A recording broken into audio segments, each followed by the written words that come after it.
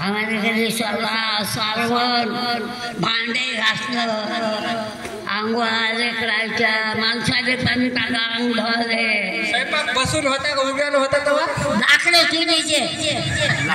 चुलीत गेले का याच्यावर तर स्वयंपाक आता कोणी कोणी खात नाही गॅसवर स्वयंपाक चुली पेटतो हो अन्न खाऊ चुलीवरचं आता कोण कर दुपारचा डोळ्याचे अल्युमिनियमचे भांडे होते का भांडे होते का हो होते पितळ ना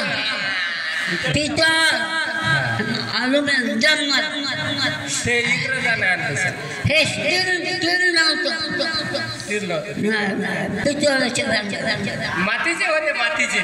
आणि कुंभाराच्या घरचे मातीचे मडके 9 मडके 9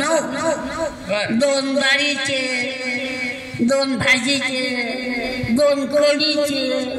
मडके मग आज एक वापरा उद्याचे वापरा हे लावून द्या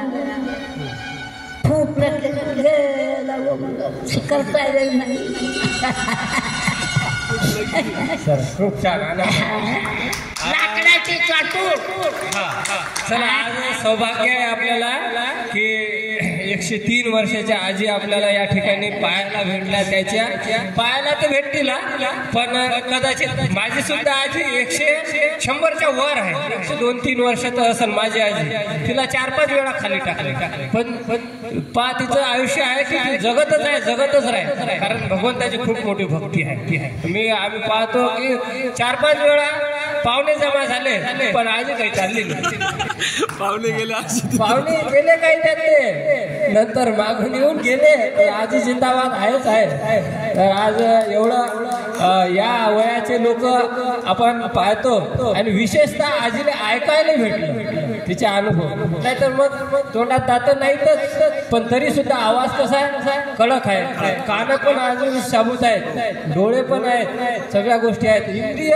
103 वर्षाच्या वयात इंद्रिय जर साबूत आहेत किती मोठी उपलब्धी आहे किती मोठी सात्विकता आहे तर आजीनं दिनचर्या सांगितली खूप वेळ लागते त्याला आम्ही काल अर्धा घंटा इंटरव्ह्यूच घेतला आजीचा तर सौभाग्य आहे संजू भाऊचं बी की संजू भाऊला आजीच्या हाताने आज आपल्याला